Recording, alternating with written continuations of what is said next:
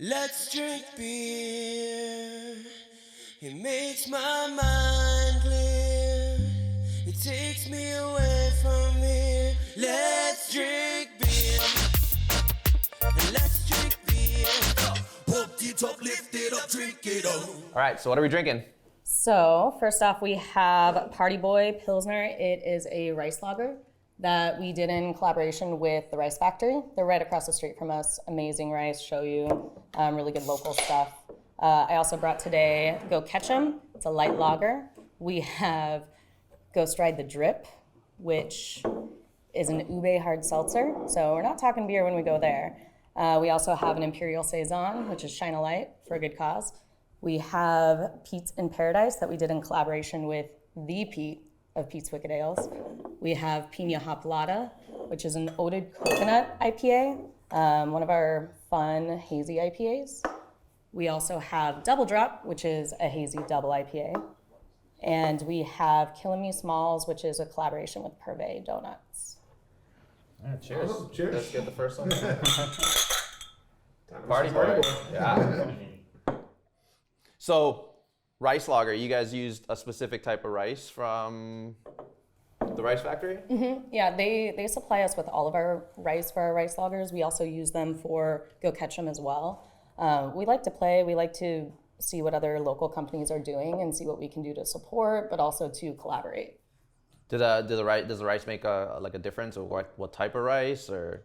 Well, it's a lot lighter and it'll come out more of a clean flavor. It highlights the yeast a little bit better instead of the malt taking over the flavor profile. You get to experience the lightness of the hops that we use. Yeah, no, this one's it's like perfectly made for Hawaii drinking, right? You know. Well, funny story with this one. Our production meetings. Sitting around drinking beer? Talking. Basically, yeah, 100%. I like those. Yeah, they're great. So we had Kyle, our assistant brewer, Josh, and I over at our house, and we're having beers. We're trying to go through. I'm pressuring them to have a 6-month out calendar, and they start drinking beers, and we're getting to that point where we're just over the edge and right into creative land. And then they started dancing to Europop on the furniture, and they just started screaming, "Party boy pills, party boy." I have the videos, I'll show you. So, you guys have been cranking out a ton of beers lately. And I think through the pandemic, it's increased even more so. Has that always been your plan? Is that gonna be consistent? I mean, multiple beers a month, right? Yes, we do 1 to 2 a week. We always knew we were going to have a rotational menu. That way we can see what sticks. Also, it doesn't tie us down to anything as far as distribution. We self-distribute. I don't see us ever signing with a distributor because we want to maintain quality first. Ironically, we were not even going to can. We weren't going to package anything. And then pandemic hit. We're like, well, shoot, we can't put anything on draft anywhere. No one can enjoy draft. So that business model changed weekly during pandemic, and so we got our canning line. We knew we always wanted to do 16-ounce cans. With pandemic, we're just constantly rotating, constantly playing, and that's never going to change. I think that's great. I mean, the amount of how people are drinking cans, cans always had kind of a negative stigma, like, oh, my dad drank out of cans and stuff like that. But you look at what people are doing, putting great beers in cans, it's really shifting the way that people drink. So I'm all in it. And cans are great because you don't get light infraction. Light can actually infect beer. So if we're talking from a quality standpoint, cans are actually sometimes better. They are easy to pack. They're a lot easier to recycle. So if we're talking the eco-friendly route, they're great. Also, if you drop them in the shower, they don't break. Just after work. So how come in Hawaii there's the 12-ounce cans are different looking, right? Like they have the rigid edges, and then obviously we have these. What is that? Like why do we have different looking cans here? So Ball Corp here has the ridges in the cans. So if you even see local sodas, Coca-Cola, you know that it's packaged here. We do want to support local, but with the aluminum shortage, we also didn't want to tie ourselves down if there was a smaller capacity to be able to fill all of the cans we need to. So we went with a 16-ounce canning line. They don't have 16-ounce ridged ones yet. We didn't want to change that. So we went with regular ones that we get from the mainland, and that way we can keep the production high and not be scared of the aluminum shortage. And then so all the cans basically have to be brought in from the mainland, right? Is that how, with the 16-ounce cans, it's a little bit more logistical issues with that? No, we get all of our cans through Cisco.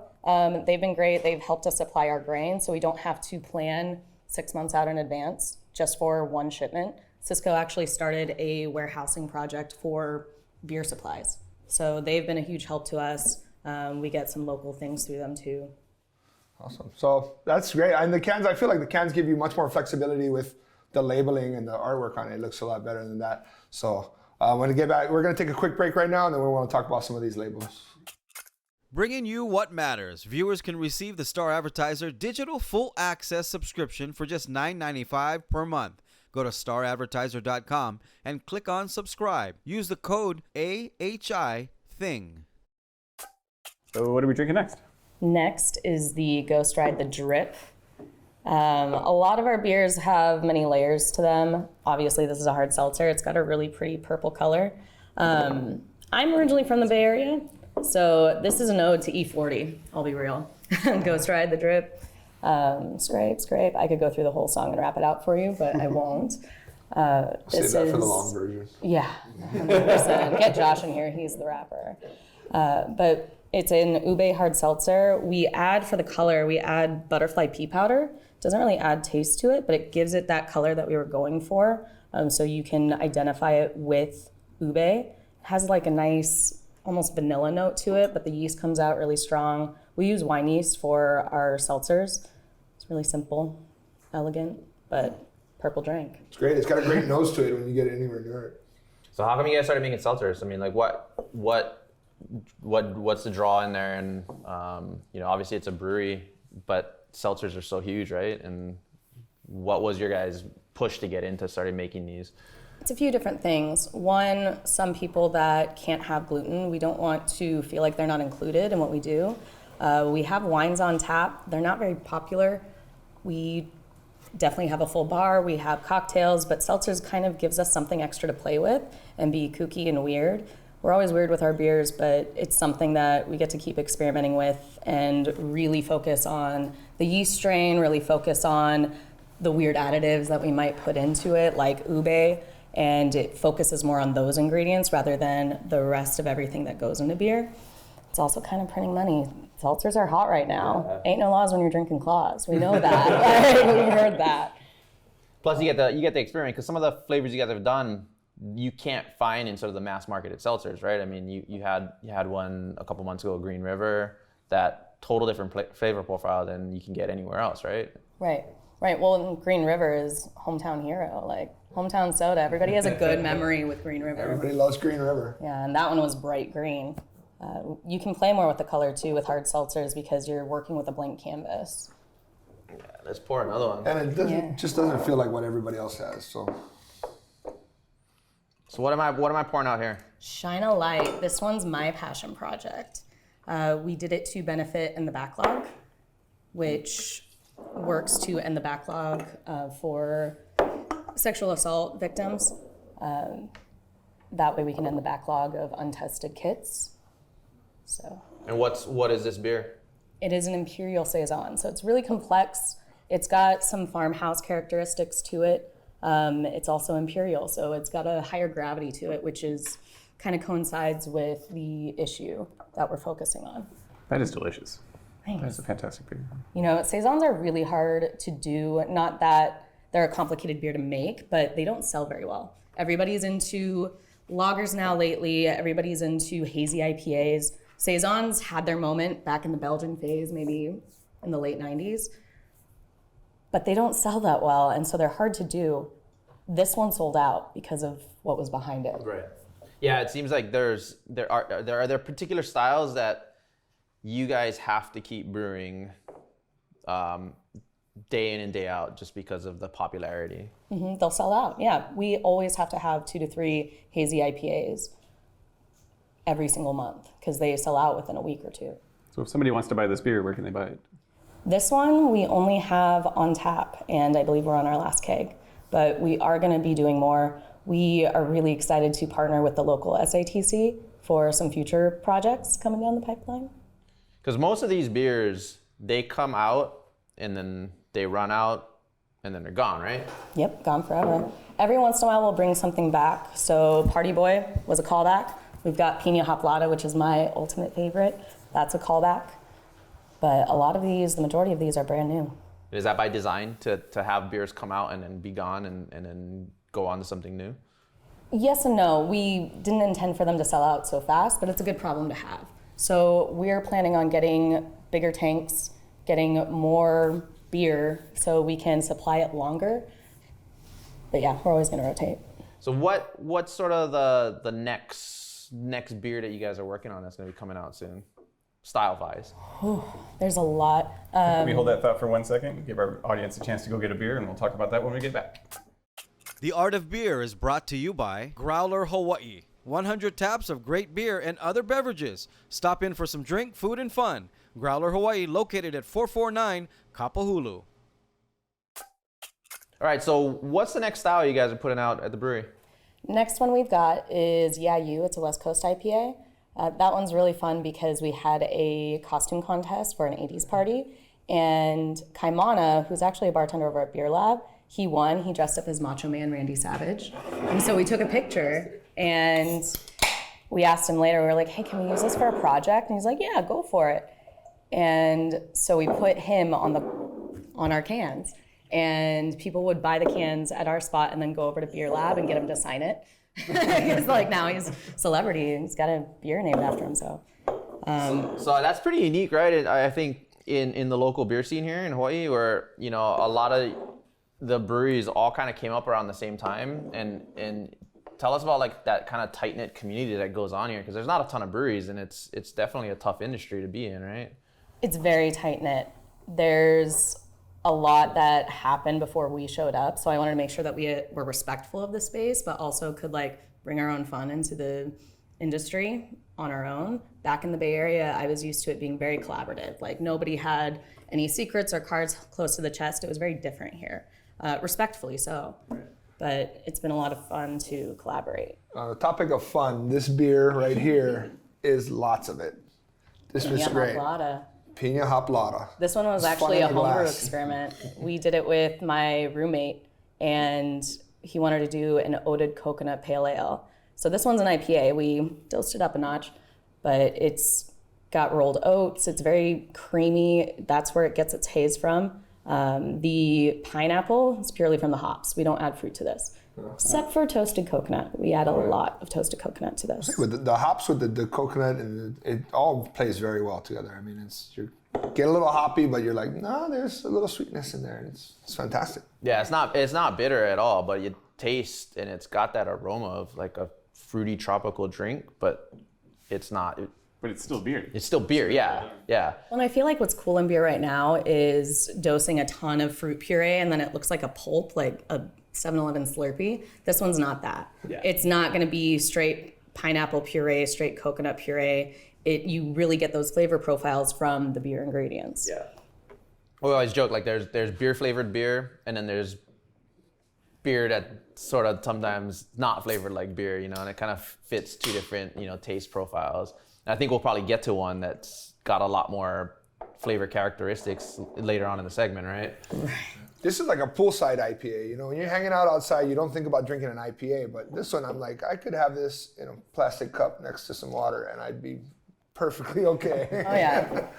So what's the difference between, you mentioned a West Coast IPA coming out soon, but these are hazy IPAs. Like what's sort of the critical differences between those? What's a West Coast? Why? Why is a West Coast West Coast? Why is a hazy? West Coast is because that's who coined that specific style of IPA. IPA has a massive range, and these are hazy. We don't call it a farmhouse or a New England because it's not made in New England. Yeah. But specifically for hazies, it can be hazy for a few different reasons. It can be hazy because of the rolled oats. It can be hazy because of yeast still in suspension. That's the ultimate thing, is that there is still yeast, still proteins in suspension. And so if you have an older hazy IPA, you'll see it fall to the bottom and you'll get Yeah, because it's not clear. I mean, it's definitely, Right. you know, it's got some body in there, but they're not like, you know, that old stigma of IPAs, you know, ripping your tongue off with bitterness. I feel like the reason why hazy's gotten so popular is just because they don't have that, and there's so much tropical fruit flavor in these things, Right. that people don't. It's a whole different realm of it for your palate. Well, and the interesting thing is there's still all of that bitterness there, but there's much more sweetness from the malt that's not as cloying. You know, it's smoothed out with the rest of the proteins in suspension. We have Double Drop, which is a double hazy IPA. This one was named Double Drop because Josh literally double dropped food going up to my office, and he just started rapping about it, and so he named it after himself, I guess, but his own mistake. So that's, yes, tell us about like Hana Koa. So Hana Koa is you, and you keep mentioning Josh, but Josh is your Husband. so it's a family business. Yeah, we're close. So how did you guys come up with starting a brewery in Hawaii? It was actually kind of started off as a joke. We were living in the Bay Area, power coupling it up. He was a head brewer at a local brewery. I was a sales rep for a bigger brewery. And his dad had acquired a warehouse he was going to turn into a parking garage. And Josh was like, well, that's kind of boring. Why don't you build a brewery? And then he called us back and was like, what if we did? We're like, well, what if we did? Let's go there. But Double Drop. Doesn't right. taste like the ABV though. No, it doesn't. Well, we're gonna think about that and come back after a break. The Art of Beer is brought to you by Value Furniture. Has over 10,000 items from acclaimed designers to make furnishing your home easy. Create something beautiful with value. Beachside Roofing, the leaders.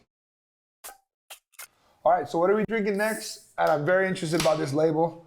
I love this one. Pete's in Paradise. This one, the Pete of Pete's Wicked Ales. He came by the brewery because he noticed we did another beer in honor of a Bay Area hometown homebrewing hero. And so he wanted to check us out, and he ended up being in town for a month, and we're like, well, let's collab. And we called up everybody, and we were like, you know Pete, like Wicked Ale? And they're like, hell yeah. We're like, awesome. So he's here. We're gonna collab. We're gonna do this. Take advantage. If he's in town, put him to work, right? Right. Well, all the artwork, you asked about the artwork. We actually work with a local tattoo artist.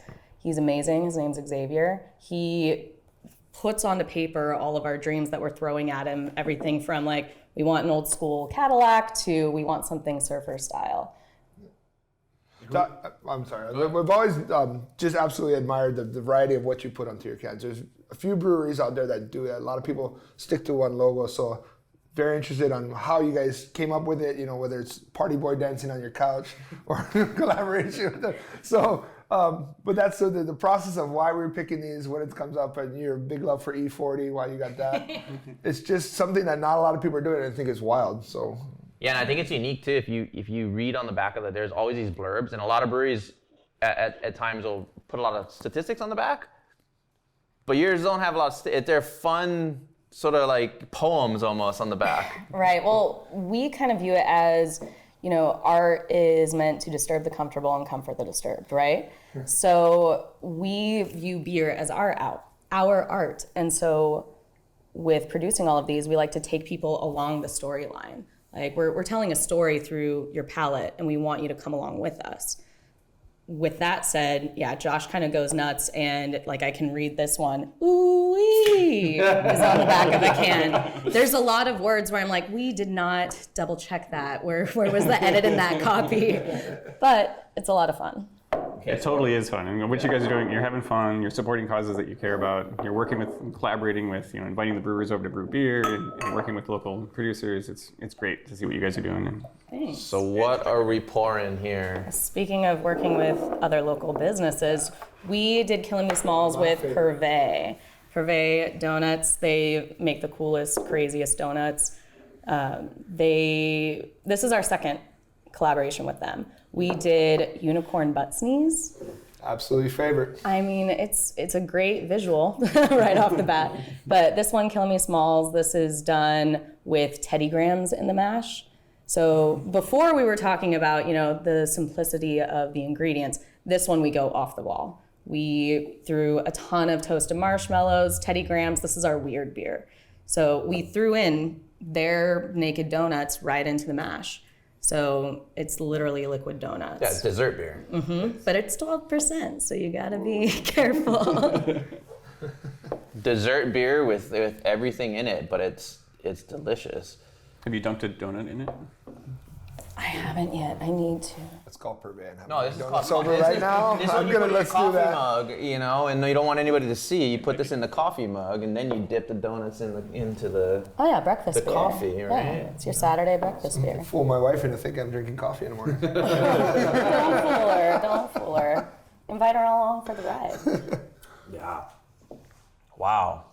That is. Could you ever imagine, 10, 15 years ago in Hawaii having beers like this that are made here? What a change the whole state has gone through, right? 10, 15 years ago, you couldn't sell a beer like this in Hawaii. No. You could put it on any shelf, on any tap, and no one would buy it. And it's as in great quality and as amazing as these beers are, like half of these 10, 15 years ago just would not resonate. And now it's, you have a thriving industry and a growing customer base. It's kind of cool. Well, I feel like if you build it, they'll come. Like, clearly there was a demand for it. And I would argue to say that 10, 15 years ago, that demand was there. But it has to start with people like Troy that opened up Real and Brewed. It started with you doing Village. People want to know more about beer. People want to be excited about beer. Yeah. It just wasn't happening yet. Yeah. What I love is, it's we have something like this, but from the same brewery, we can have something like that. It's the complete polar ends of the spectrum. Your range of expressions are awesome. Yeah. I mean, you're going from the lightest of the light to my breakfast beer. You've got everything in between, and I think that's what helps when people start looking at beer in an area that's not traditionally doesn't drink different styles. You blaze that path and you open it up. People will start drinking it. Cheers. Thank you to Chrissie to coming down. Everybody stick around for the long version on YouTube. We're going to keep this rolling a little bit.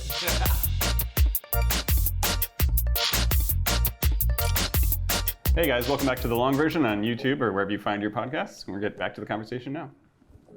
With some more dessert beer. Well, we're at the end of the road of tasting, so this is where it gets more fun. Yeah, it gets a little dangerous now, and you have to go do more tastings. We're off after this, right? Yeah, right. And you want a refill? 12%. I'm good a second. So tell me, you're a woman in a pretty much male-dominated industry. That's rare. How rare is it? I mean, there are a lot of other women in the industry, but it's not a ton, right? Yes and no. I think they're just not recognized yet. I think they're not given the opportunities yet.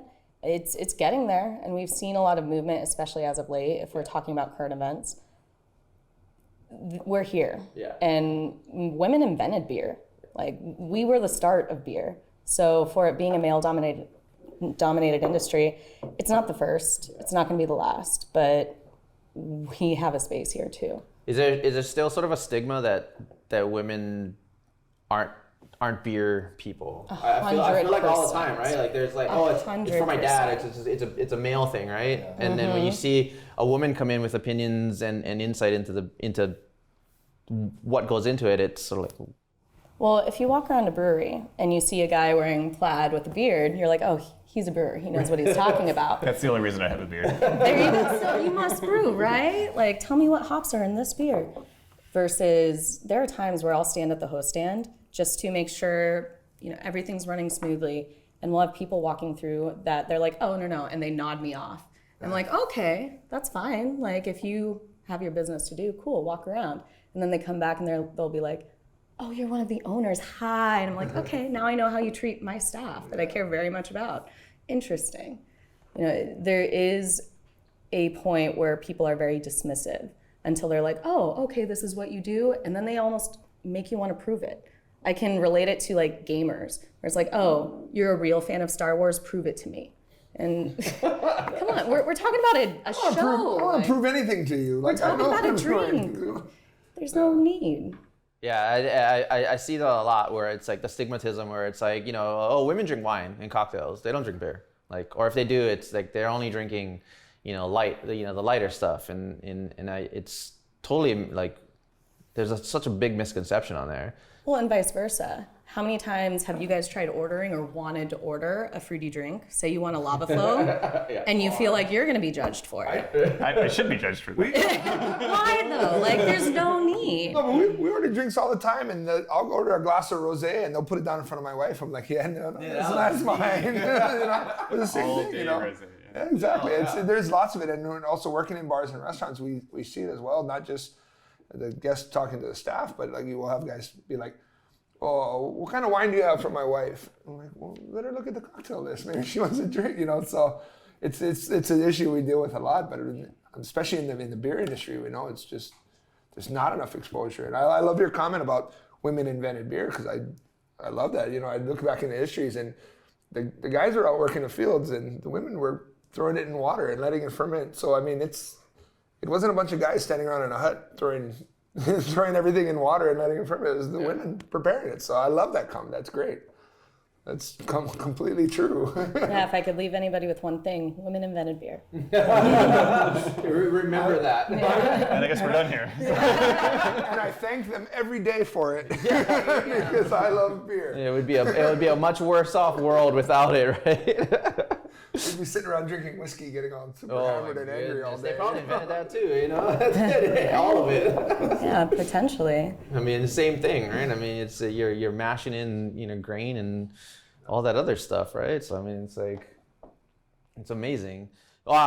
So where's Hana Koa going? What's the plans for Hana Koa in the local beer scene? Where do you guys see yourself going and growing? Still collaborating with local causes, like doing stuff like Shine a Light. Like, that's my passion project. It should always be about more than the beer in the glass.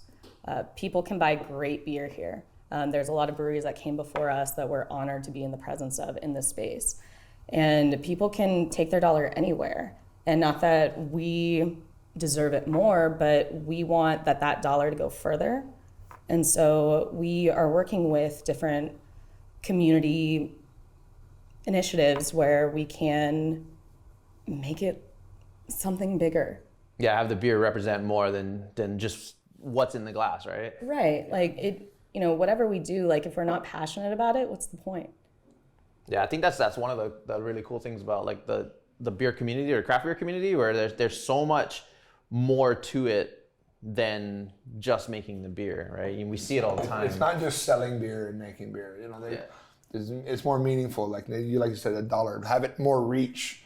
So some goes here and some goes here, and it's to spread the love between local communities, between organizations, things like that. So, and I think the guys that are doing it better right now in all aspects of bars and drinks and alcohol and beer or whatever is just the people that are making it more inclusive. These are fun labels. If you drink Bud Light or Heineken and you pick up this label, you're gonna stop for a second and have that story. Your guys' tap room is such a great space. It's so well designed and it's open. It's lots of open air. The last year has been challenging for everybody, but you go there and you feel safe and you feel welcome. One of my favorite, I have lots of favorite styles of bars, but one of my favorite styles of bars is female-owned dive bars. It's like it's this funny place where, well, one, they smell better than dive bars. But two, number one, true. But two, there's this element of, the bartenders behind there, they can take care of you. There's a maternal sense to taking care of you and having you be there, but they can also snap and they can be your evil aunt and put you in place if they need to. They're the boss when they need to, boom, done. Yeah, right, totally. Yeah. But it's just it's that place. And I'm not saying you guys are female-owned dive bar, but there's a sense, there's a maternal. I will cut somebody off if I need to. Absolutely. Yeah, but it's also, it's a place you want to be. It's a place that everybody wants to be, and I think that's one of the great things about the space for sure. Thanks. Yeah, I mean, I will never forget the first time I landed in Hawaii. I was visiting to meet Josh's parents, and the first place we stopped at was Beer Works, and just every single brewery that's here has their own vibe. They have their own thing that they've got going for them that I respect so much. And so when we were building this place, we were like, well, how do we set ourselves apart? And I told Josh, I was like, well, we need to tell our story. Like, they all have their stories and it's so much fun to be a part of, but what's ours? And he was really nervous because I was gonna write an opening blog like, we christened our brewery with our wedding, like 100%. And we had the reception there. Yeah, we put the bar top in like 12 hours before with signs that said, do not touch, do not like look at. And then my father-in-law and sister-in-law are dancing on it 12 hours later, like on the bar top. And so we were talking about being vulnerable and being, honest. And he was like, I don't know, like, I don't think people are interested in that. I was like, well, yeah, what do we have to lose? I mean, it is the truth. Yeah. And so I posted it, and when we started interviewing, 90% of the people we interviewed were like, oh yeah, no, I read your blog, and I just love that this is family owned. And people fall in love with the story, and people fall in love with the realness of what you're putting out there. Yeah.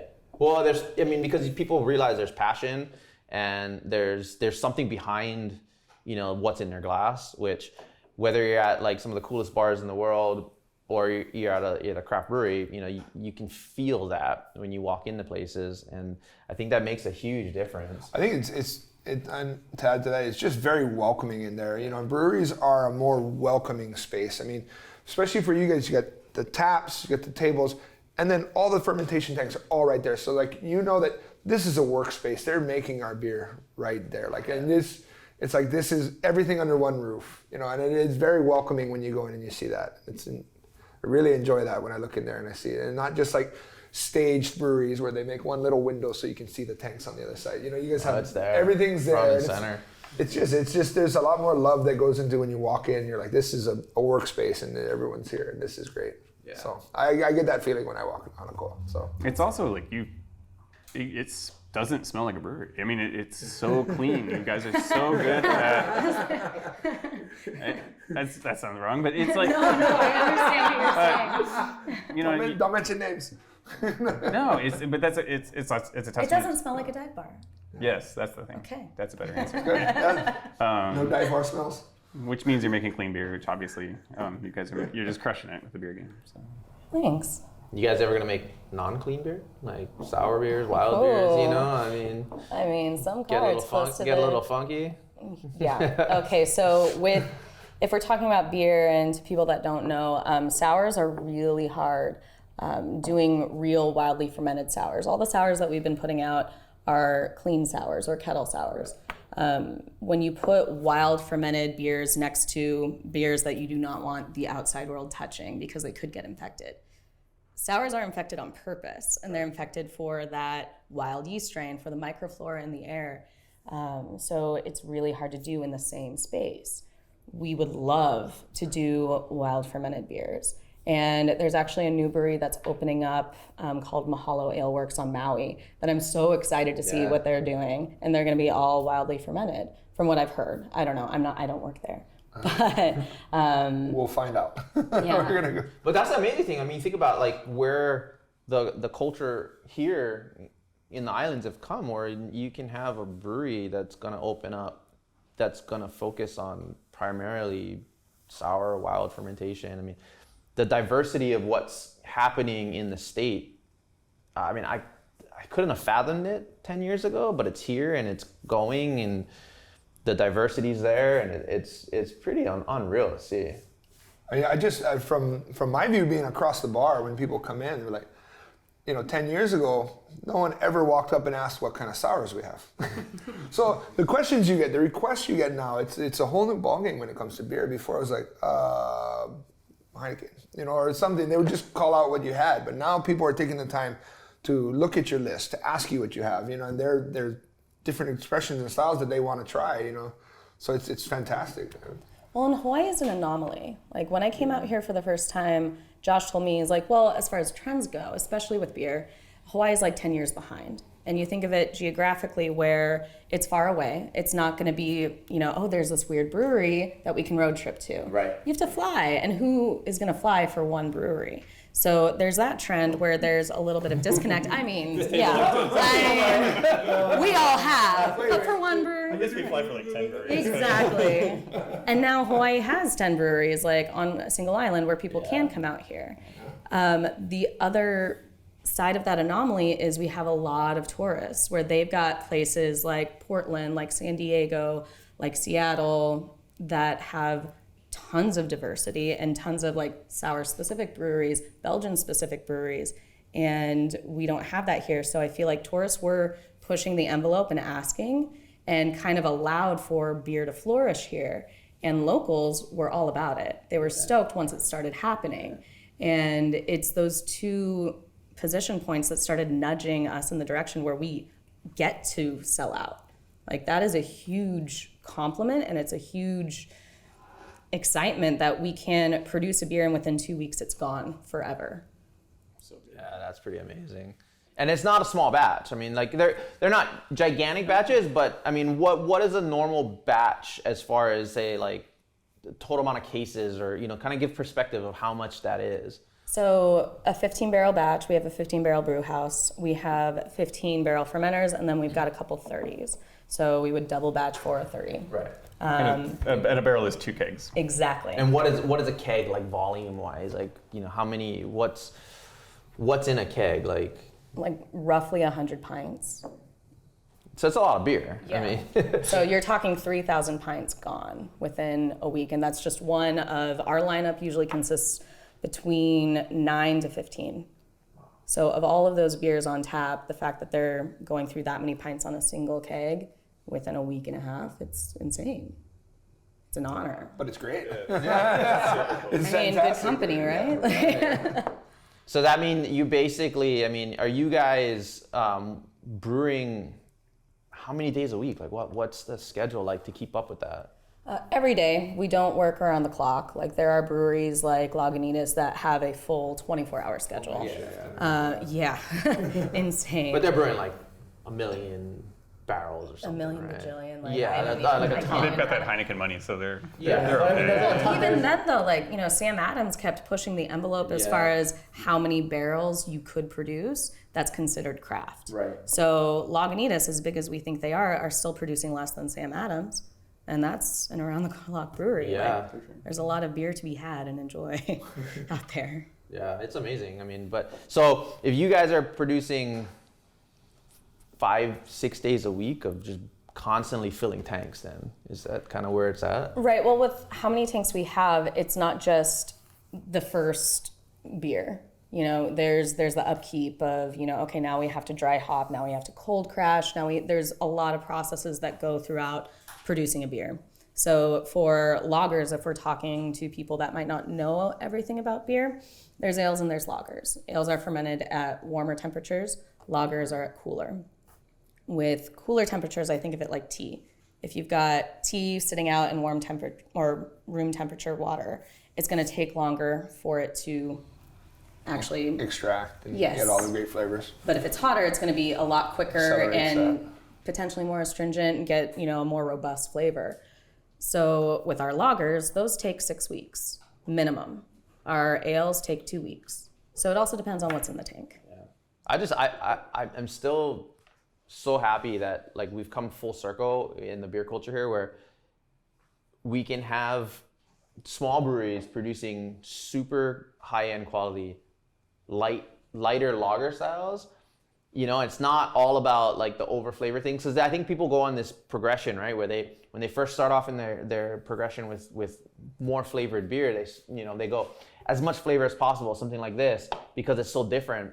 But then to go back to something where it's like there's not a lot there, but it's so satisfying and so delicious. That's what I think with Hawaii. So simple. and it's also harder to hide behind flaws. Like you have to make this beer really Perfect. well. Yeah. So in Hawaii, when people started expanding the type of beer they drank, 10, 12 years ago, and people really got stoked on IPAs, it was because of that, from craft breweries and all this flavor and stuff. And it was exactly as you said, they weren't interested in a craft, a Pilsner or things like that, because they're like, I'll drink something else if I want that. So, and it's great that started it off for everybody. Everyone wanted the lot. And then now we can move back and do all the different styles.